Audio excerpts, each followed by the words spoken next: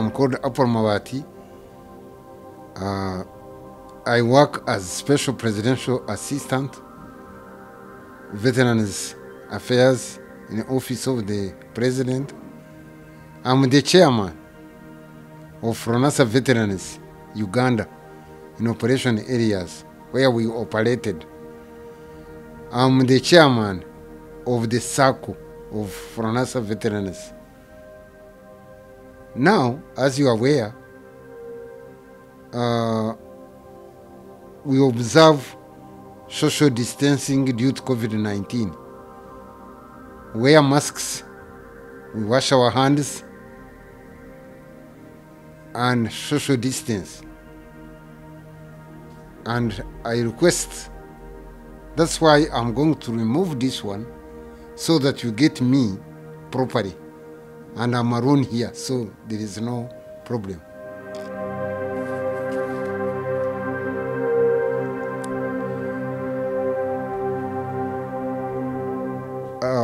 FRONASA was started by His Excellency now, President Museveni,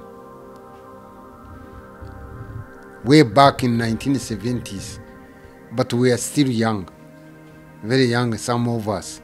We didn't know. And actually, second liberation of chasing away Idi Amin was 78, 79, and 80. That's when we joined our second intake in the Tanzania, Karagwe district. It was just near the border, and we had to train in the Isinjiro district. We trained there. It was Mzee who trained us, who inspired us. Actually, by that time, we had not known President Museveni, not at all. We only could hear the names of Mzee Juma, Mzee Yabasi, Mzee... Actually, that's where I got my name. In fighting, I was not called Apple Mawat, but I was called Hussein Mubarak. Since he was the leader and the commander, he used the names of Abasi and whatnot. Why not we? You can hear other officers now. They are called Juma, what. You know them. I don't need to mention them because they are senior officers. They are senior to me. I don't need to mention them. We fought. We trained. We had Tanzanians, instructors. They trained us to the maximum. Actually, for us, we thought that the army belonged for the northerners, as prisoners were for the easterners, Itesot and whatnot. So we thought that the Banyankore couldn't fight. Not at all. We thought that this is a mayor. And actually, if we had known that President Museveni was the commander-in-chief of FRONASA, would be proud. And actually, some of us were to be killed because we were sharp and we knew that he was the leader. And at that time, actually, to be precise, Oito Joke, Basil Raro Kero, they came from the north. We thought that they had the mantle, they had the government, so we couldn't do anything. But for us, we were mixed up, the Baganda, the what? I mean, Western Axis, where President Museveni commanded. We fought. We took over Mbarara. We fought with Tanzanian comrades of Chikos 208 KJ. We went to Fort Potro. We fought. We liberated Fort Potro. We liberated Masindi. When we reached Karuma, Pakwachu rather, this side Pakwachu, we had to relax. We relaxed immediately at the midnight. At midnight, we were told that Kampala was taken over. We jubilated And actually Tanzanians started mocking at us. They said, okay, we have done A, B, C, and D. We have liberated. We have trained you. We can now go back. And the other side of Pakwach, all kifarus, all tanks, all everything of Idi Amin army, they were there. So and this side, we had Sabasaba. We thought that Sabasaba was our liberator. So the Tanzanians started saying, you cross and fight. We are no longer interested. Kampala is taken over. Now, if Kampala is taken over, what are we doing? We better go back. Because Tanzania, Mzee Nyerere, they had a word, an instruction, that sisi tuliwakomboa, mkimalize kufanya kazi hiyo mrudi kwenyu. Tanzania were starting to pack and leave Uganda. But immediately at night, we saw one of the commanders, late Fred Rwigema, and Mzee Yoweri Museveni, the commander. They came at night. They said, they convinced the Tanzanians, we had to cross, we had to fight. We went to Yumbe, went to Koboko, then we crossed up to Medigo border. That's where the liberation ended, of liberating Uganda from Idi Amin. Now, we started regrouping. All auxiliary forces, all fighters went. We are ordered to go to Kabamba for training, basic training. Others went to Mbende, others went to Kasongola. Others were molested. They were taken as fugitive, that we were planning to overthrow the government, the junta government of Rutwa. So that's where everything went bad. We started to leave Kampala. Others ended up in prison. They beat us. We are tortured and called all sorts of names. Nyarwanda, Mulkuja Komboy, Kampala. And actually other forces, I should call it that even Kampala was known between Nairo Bank up to Ginger Road. It was known as Beirut, because guns at this hour, you could hear guns. The guns of Liberation Force, commanded by Rutwa, commanded by Basilio Kero, living in Mbuya, they started attacking us, known as the area of FRONASA. We had our headquarters, operational headquarters, in Antarazini. I still remember the late Captain Levis Mugarura, he was staying there. And actually we are coordinating.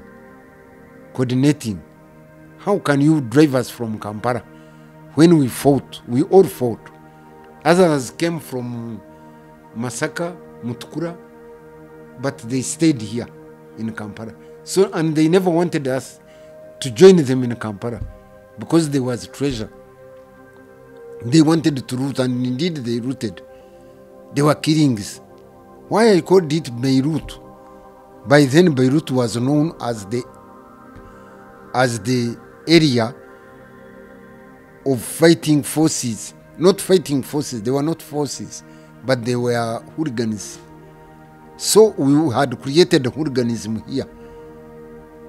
G3 guns were in the hands of UNLF. Then some AK-47, we had them. That's why some of these people were killed. Some of the prominent people in Kampala and Makerere.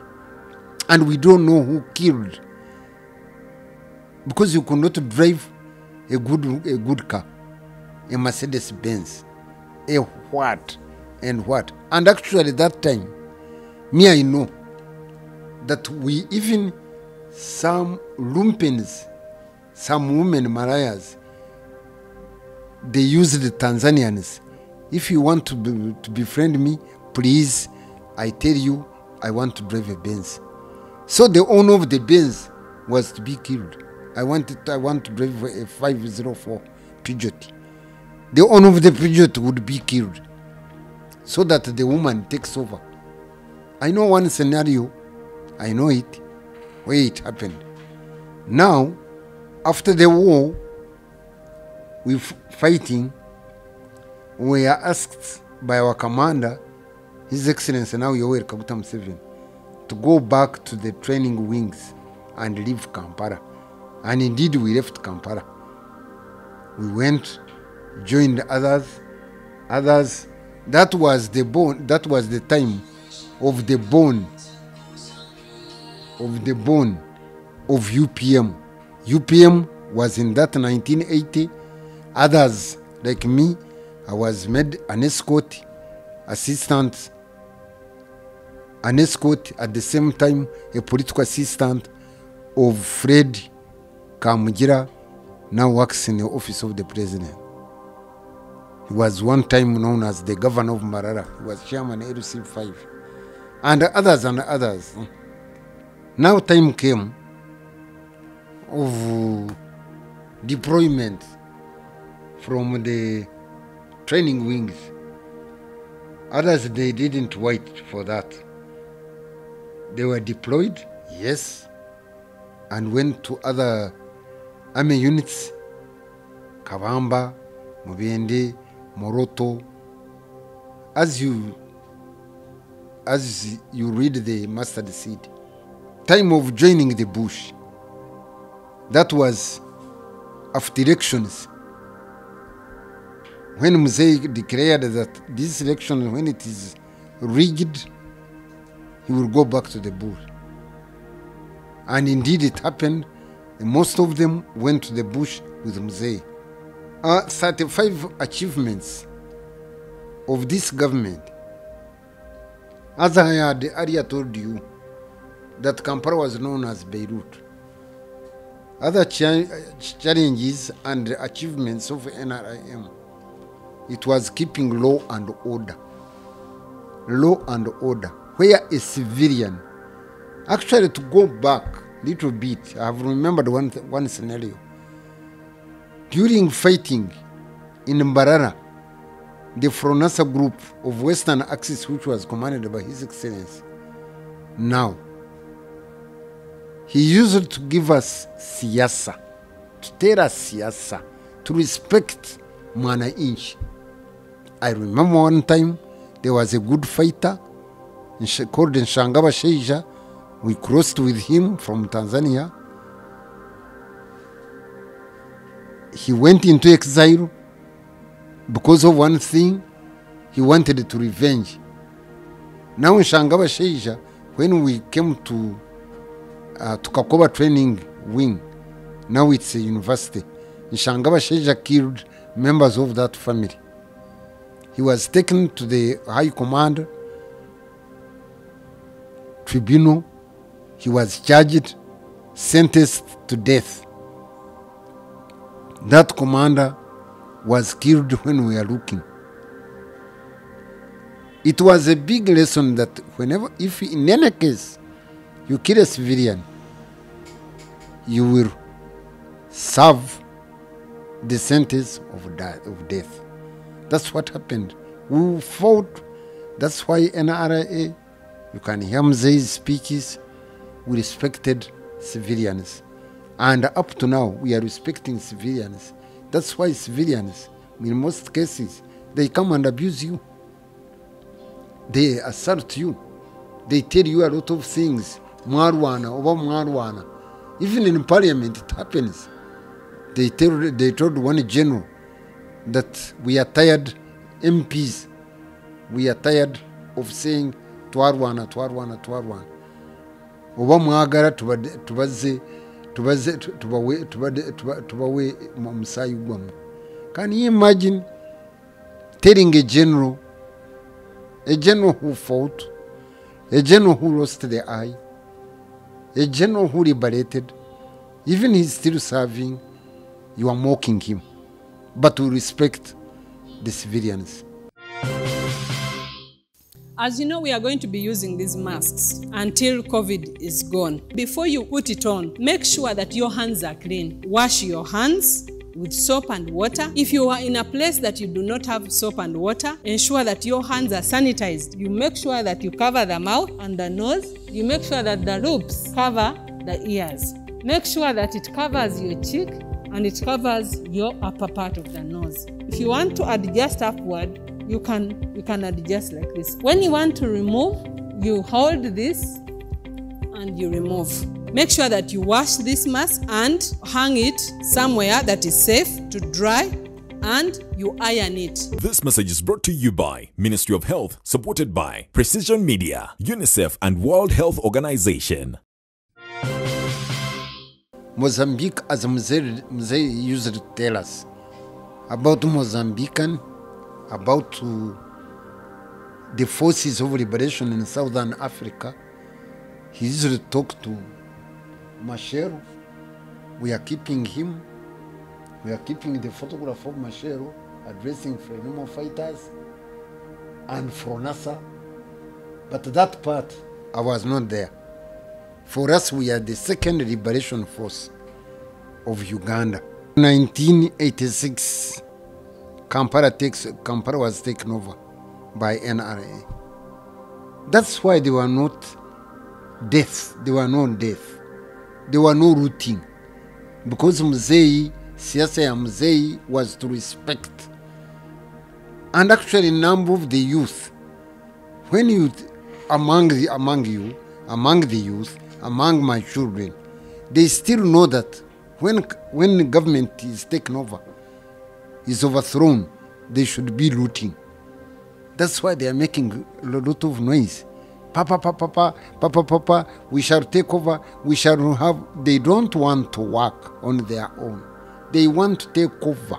That's why some of us, they are wishing us to die, so that they take over our wealth, not working, not helping us. In 1966, as we go, what we have achieved, it is because of security. Security is the most paramount thing. When you remain with security, security is under control. The government will remain. And actually the government will remain.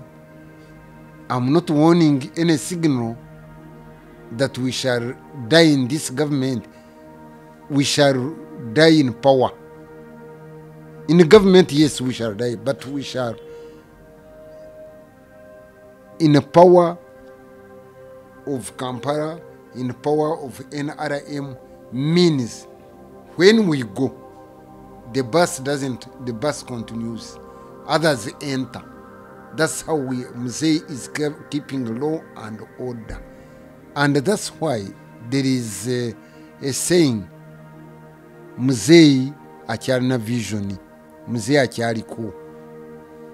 And that's a challenge to other incoming presidential political, those who want the presidency. He's beating them all. He's talking about wealth creation. He's talking about to Mubwavu. Others saying no, he should go. They don't want to listen to what he's talking. We have challenges. Challenges, Bwavu. We are, I admit. Because this poor, being poor, not progressive, we are not hardworking. We want luxury life. We are not interested of what we are told to do. Go to wealth creation. Mzee, His Excellency, introduced wealth creation in areas where we fought. And I must tell you that we have our offices headed by General of the operation, General Salim Sari and General Angina. We have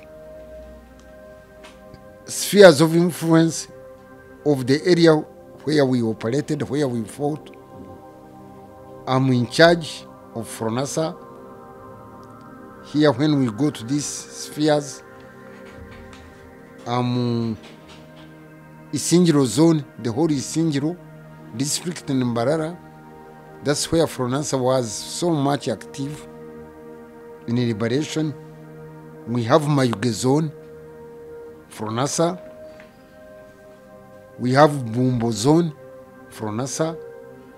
We have Awere, Atiaka zone, FRONASA.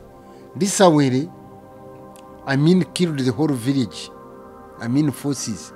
They killed the whole village of 100 people. He was informed that President Museveni now, he had hidden guns there. So the new place is occupied by new blood. Other places, for example, like Busunju zone, Fedemo was operating there. Let me not be on myself. Maokota zone, there was Uganda Freedom Movement and NRA. Ruwengo zone, there was NRA. I was showing you where we operated. Even there is a map there where FRONASA operated, the areas of FRONASA. I visit the whole place, I go there, I visit all these people. FRONASA veterans, most of them, they were given a Kasimo token because of their contribution towards the liberation forces. They were given a Kasimo by office of the Prime Minister. FRONASA veterans, others got medals as a recognition.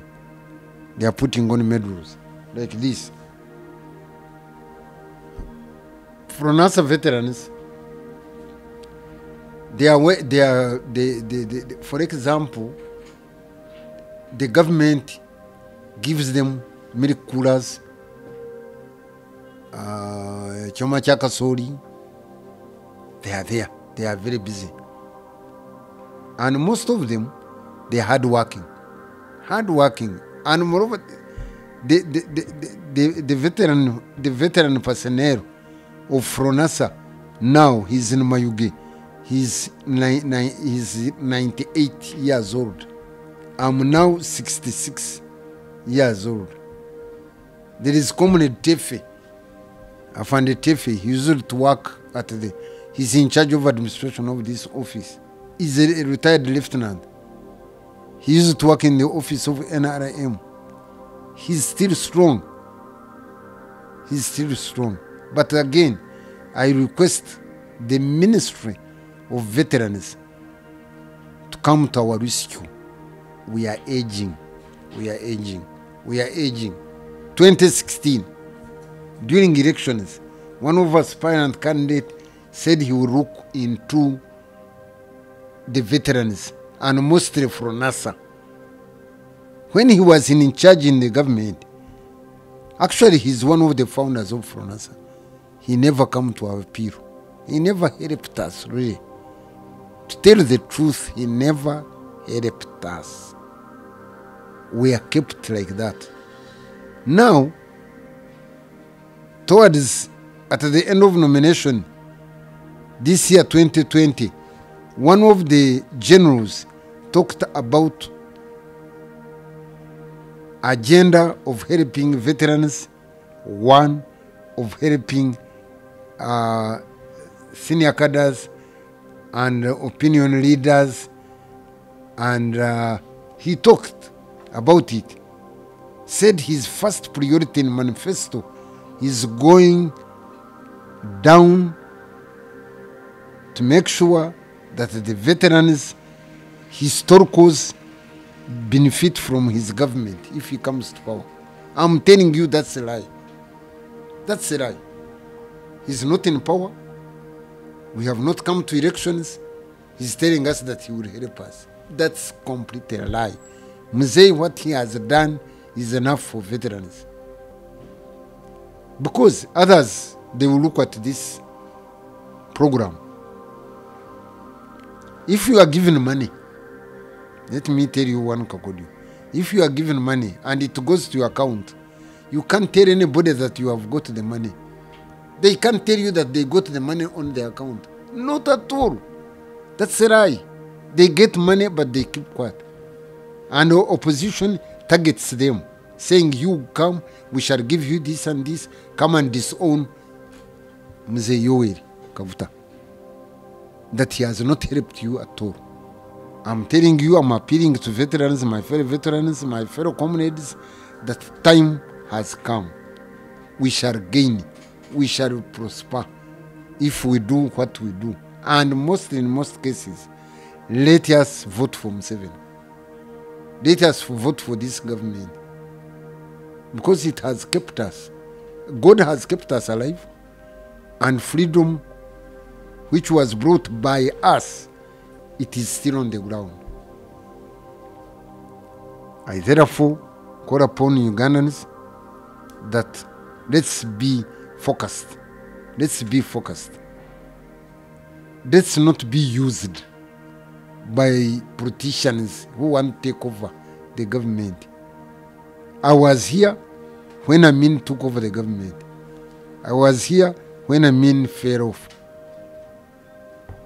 When he went to exile. I saw what happened. There was blood.